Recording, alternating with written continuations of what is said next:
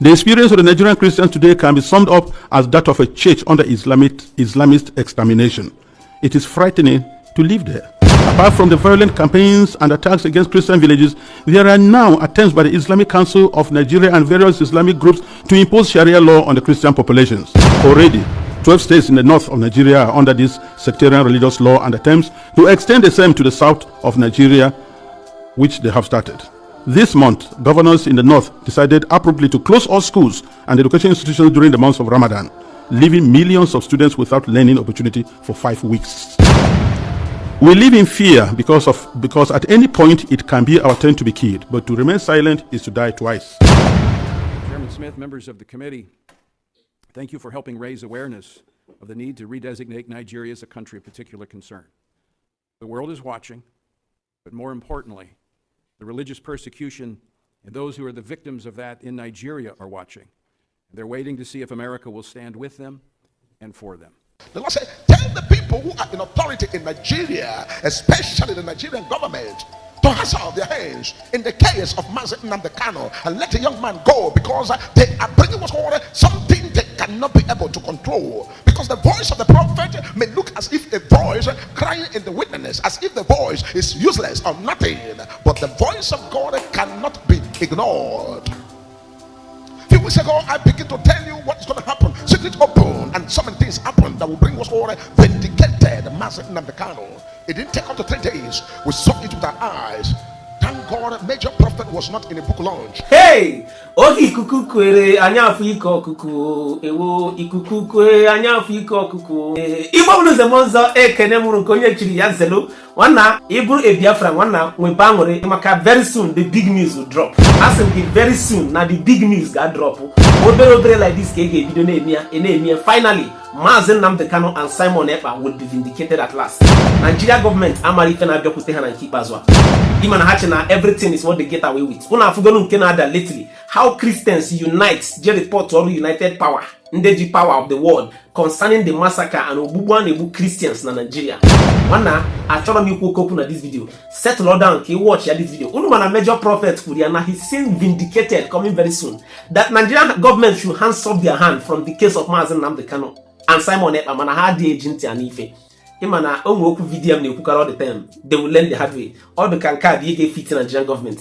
Watch this video. Can you look at these people in power are preparing to come for Christians and help them get justice in Nigeria. Hear the video, drop on my opinion in the comment section. Watch the video to Saramiaka, other people, other Biafrans who wait for this update. Watch the rest of the video, guys. I'll be right back. This is what we are going through every day in Nigeria. A long-term Islamic agenda to homogenize the population has been implemented over several presidencies through a strategy to reduce and eventually eliminate the Christian identity of half of the population. This strategy includes both violent and non-violent actions, such as the exclusion of Christians from positions of power and adoption of such church members, the raping of women, the killing and expulsion of Christians, the destruction of churches and farmlands of Christian farmers, followed by the occupation of such lands by the Fulani herders, and also changing the names of these villages. They are taking over the places, so you clearly see an expansionist approach and Islamic, and then they are making the people now flee and leave their villages, and they conquer it. The quest to Islamize the land appears high on the agenda of some of the powerful and influential Muslims in Nigeria.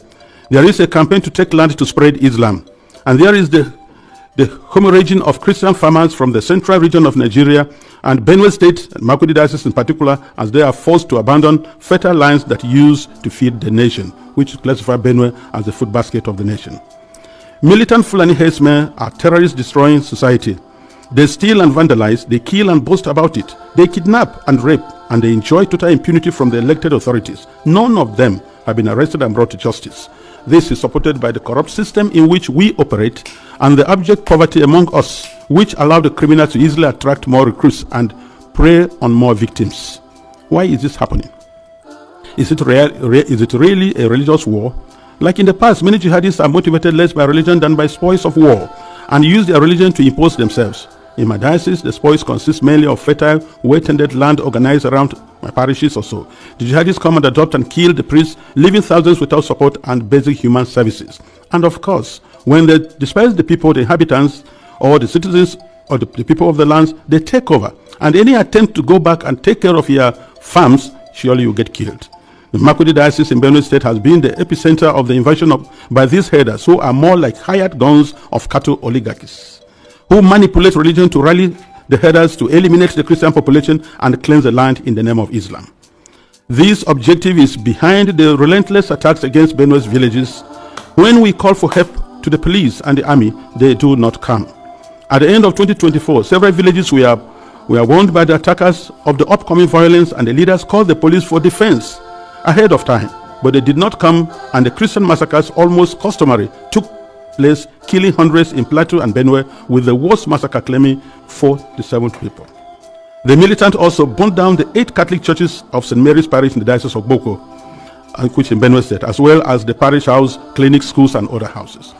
The militant Fulani herdsmen bear on defenseless villagers without consequences. They follow orders to conquer, kill, and occupy. They attack even those who have managed to escape into our IDP camps. Thereby, they have no place to run to.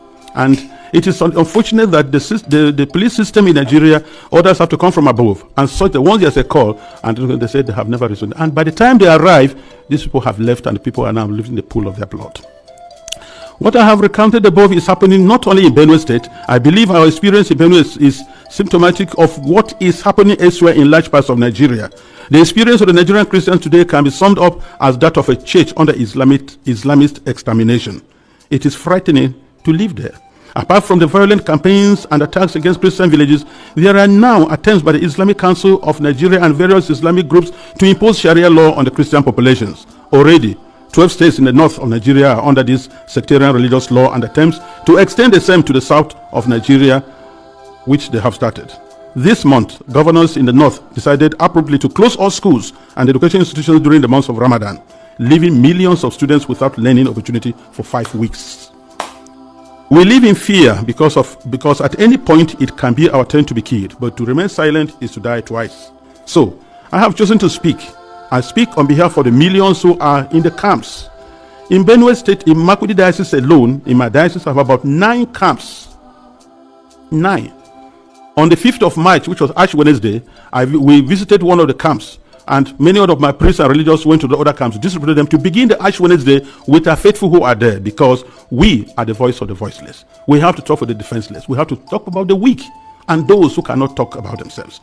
In one of the camps called the Mega Camp, there were over 3,000 inmates of that camp, and which was a record given to us by government. I speak on behalf of them and those children who have no husband, who have no father, and even their own voice is taken away by the politicians who promised to help them, but have become the willing tools of the jihadists because they are talking politically correct statements, looking for next elections to come. I speak on behalf of those whose loved ones have been killed, but no one has even offered a word of consolation to them. I speak on behalf of the thousands of young girls who have been adopted and raped because no one, not even the media, mentions them anymore. Foremost, I speak on behalf of my flock who are unable to worship freely and unable to return to their ancestral farms and homes because that land has been ruthlessly taken from them by the armed herdsmen. And where they say they want to live in peace with the natives, if you must farm, you have to pay tax to hire the land which belongs to you. That is slavery, to say the least about it. As prosperous Nigeria is in the African continent, and I tell you, if there's outbreak of war in Nigeria, no country around us, Chad, Niger, Ghana, Guinea, Togo, no country can contain the population that will flee to these places. No country can be able to house over 5 million refugees. It's not possible because of that. And if 1 million refugees run to Chad and Niger, they'll collapse that country because there'll be no plan to take care of them. So we have to be very careful. Today, I urge you all to use every means within your mandate to start developing a strong and good relationship with Nigeria, where you know that when you speak of human dignity, you are also speaking of the same God-given right you believe is unalienable. Consider that Nigeria can be your ally, but it cannot be one where half the population is in the process of being murderously eliminated. Work with us, the churches, and other Nigerians of goodwill. We are working for a peaceful and prosperous society, and our desperate plight has been set aside U.S. policy for too long, to the cost of thousands of lives. Concretely, I request and I plead, I ask you to redesignate Nigeria as a country of particular concern. This has both a practical and diplomatic meaning to signal that you are paying attention to what happens to us and elsewhere in the world. Because the policies the government is trying to put in place, so that to return the IDPs, build camps for them, relocate them from their homes, it is not durable and it will not work, because the government has already the population that is not able to take care of. And then you have over millions of people in the camps, and you want to relocate them to where? And if you do, let's take that you do. How many houses or rooms will you give me who has 5 children, another one has 3, another one has 2? And what will I be doing for a living? These people previously never begged anybody for food. They were managing their lives, training their children, and building their homes. So nobody should have deceived us on the guys that you're going to reset to the IDPs. They have no jobs. So where you set them, what will be their place? And by the way, the fundamental question remains, if you resettle them to other camps or build places for them, what happens to their ancestral lands? Who takes care of them? And this is whereby I feel the government is complicit on this issue. Because these terrorists, Fulanis, displace them, kill people, and then occupy the place, and then change names, nomenclatures of these towns. For what reason? So we want to let the people go back to their homes and help for them to rebuild their lives. I implore this august body to insist on the return and rehabilitation of all the IDPs to their ancestral lands, and not to relocate them to other constructed camps elsewhere, which is an invented solution now being pushed in the Benue State government. And I tell you, Nigeria government can do that once they have to be accountable. Because I know Nigeria, under the auspices of ECOMOG, was able to reinstate constitutional government in Sierra Leone and Liberia, and they can do that now. We have the capacity, but because the leaders that are not prepared. And I think that's whereby I look, it's not just conspiracy of silence, it is aiding, abetting, and supporting these terrorists to keep doing their work. This is my plea. Thank you very much for this attention.